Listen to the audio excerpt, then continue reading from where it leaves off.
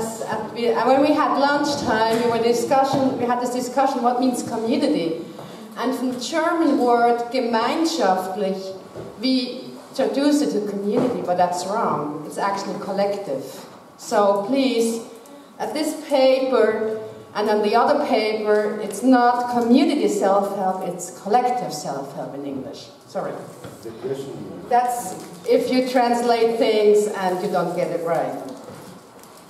Oh, that's our team, but actually that's the whole team, not only the operating team, it's also the council with it. So, but now,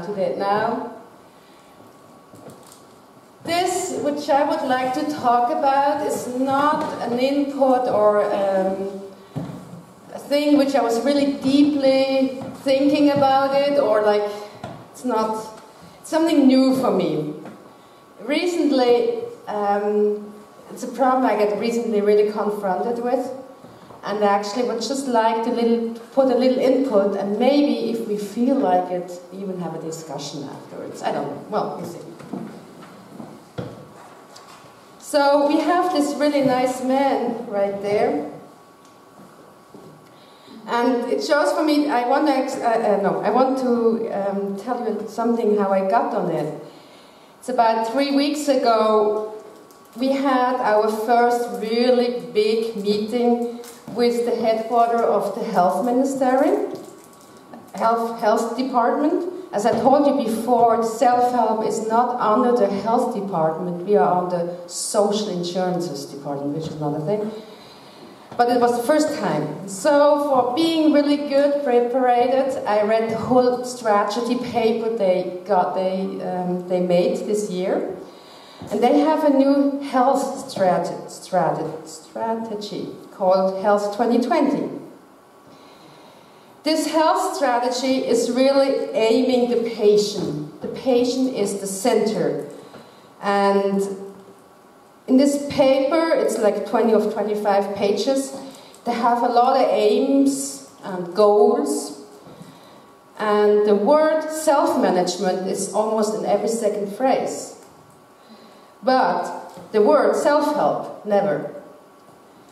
So, more and more I feel like we are getting confronted, and I hear that on these last 2 days, I heard it from some other inputs, that there is the wish and the demand or even the claim that the patient are an individual like this guy, who is like really self-controlled, who is powerful. Like you were talking about empowerment, so you got really full of strength, and the patient has to know what he's talking about if he goes to a doctor.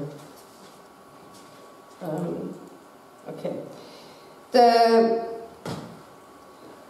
Sorry. No. Oh, I lost the paper. No.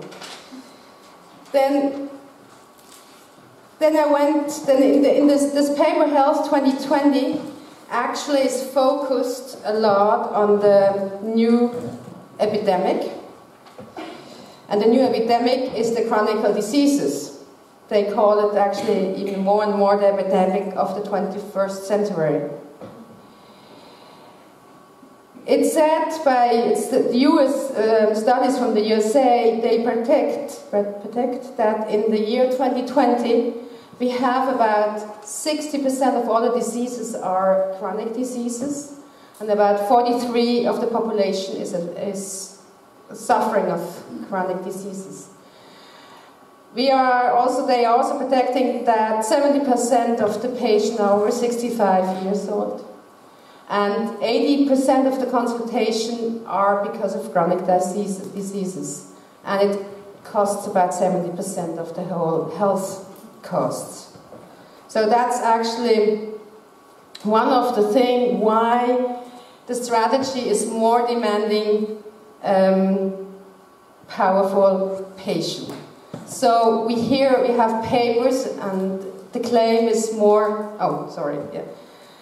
No, the thing is, we know about that long time in the Ottawa Charter, which we know, it's a base of our work. So already 30 years ago, they were like that we want people able to have influence and improve their health. That's also a really old thing.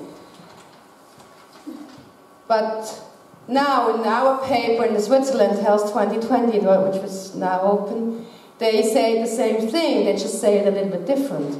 But even more people will have to learn to live with chronic diseases and to manage themselves with the support of health professionals. Therefore, is a need for the strengthening of the health competence. So they really want it.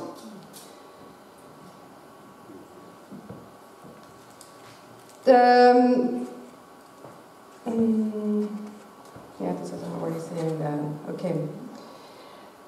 And the other this was also a phrase from the strategy that the promotion of health and prophylaxis is to be intensified. So they really want it again. Therefore, the self-responsibility gets strengthened, but also it's really demanded. I feel there's a lot of claims and demanding, but there are also some promotion.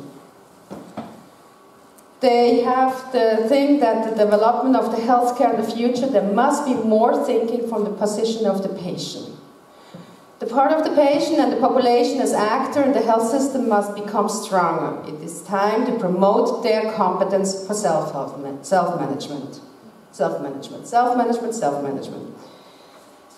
So this is one thing we hear and hear more.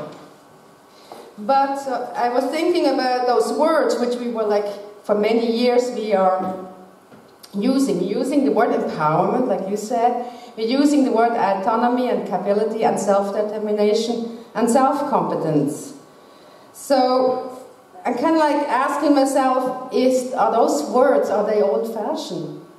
Because the word self-help is not mentioned. They mention now caretaker, that was one word I never heard before. I know it only by cleaning up rooms. But in the seminary we had 2 weeks ago, I was hearing caretaker, patient advocate, self-management, and so on. Stakeholders, they have more and more words which are for me, new. So what they want actually, oh no, doesn't work.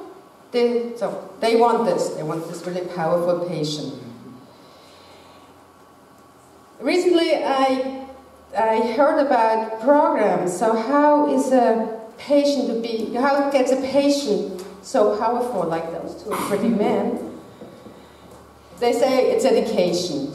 Maybe you already heard about those different courses, like you had this kind of thing that like you do, the education of patient. There's, for example, one, it comes from Stanford, USA. It's a 30-year-old program, and it trains patients for self-management. So they learn how to manage their sickness, not to learn how to put the syringes or how to test the sugar blood. They learn how to deal with the disease. It's a program which is now also in Switzerland. They start by training trainers, and then the trainers are giving it to other ones, and that's it. So they for example, the course, they visit the course for 6 weeks, and then afterwards they are manager, they know how to do it. Another one I just really recently heard about, was really interesting, was the Α.Π.Θ. And this is all over Europe. And it's an academy which has been set up and with patients. And actually it's aiming that the patient who gets the chance to get into this program, because this program is made only in English and only, no, not only in English now, also in German. But it's in online, you have to learn it on online. And it's really high academically. It actually aims that the patient know afterwards how to talk with a doctor. and have the same language in the doctor, for example. And this, it sounds really interesting. So there were, like when they made the first program now this year, they had 300 patients in Switzerland who were interested to learn this, and they accepted out of them 60. So only 60 were chosen by a really independent selection panel to do this study. It's kind of interesting. I'm just telling you those things. And then the other part, how to get a powerful patient, is that they want in the seminaries more and more that the patient is in the center. So they invite the patient in seminary with all the doctors and researchers and scientists. But it doesn't look like this. Oh, it's wrong. It looked more like this one. They have all these doctors and scientists, and they talk and talk about how the patient has to be involved. And it doesn't look like the other picture I made first, because this one is in a self-help center in the clearinghouse in Switzerland, where there was a seminary, and under the motto also the patient is in the center, and they were only concerned, so it's really different. So for me, there is, we see there's a lot of medical and pharmacological science that really claim that the patient is involved in their creating rules or doing Richtlinien, guidelines. And that would be the perfect thing, that if you involve patient, that is, he is one, maybe the blue one, who's really with the other ones all together, but mostly it looks like that. You have all the doctors and scientists and I don't know what, and here you have the patient. I have here one really interesting example. That is from the Swiss Academical Science, oh God, I don't know the English word. It's a really big organization in Switzerland who does researches. And they had a sub-commission to, for example, for developing guidelines for the patient's living will.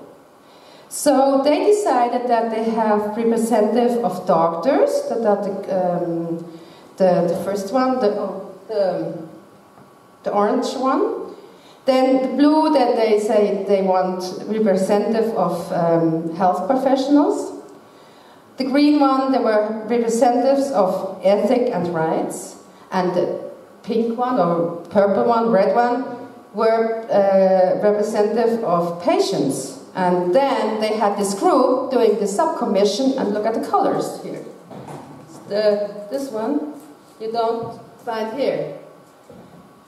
And this happens a lot. They say, we want to have the patient in the middle of, we want to have the patient being involved, but in the reality, when they have commission, they are not there.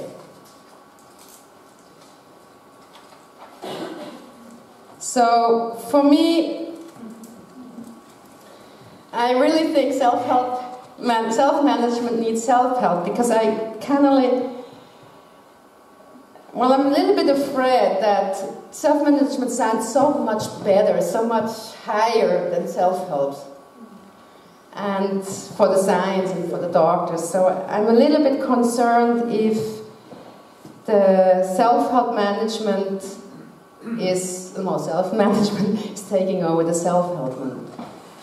So for me, the self-help, the empowerment, the autonomy and the capability, self-determination and self-competence, for me it's the basic. It's the basis that the caretaker and patient advocate and self-management can work.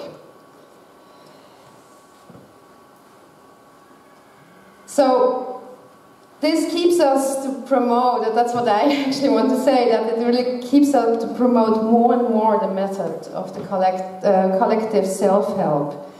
And I think in the future it won't be as easy.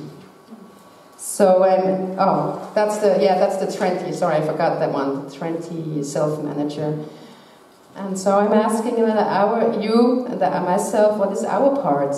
That the self-help still keeps up, and yeah. So. Well, that's my discussion there, my little input. Wow.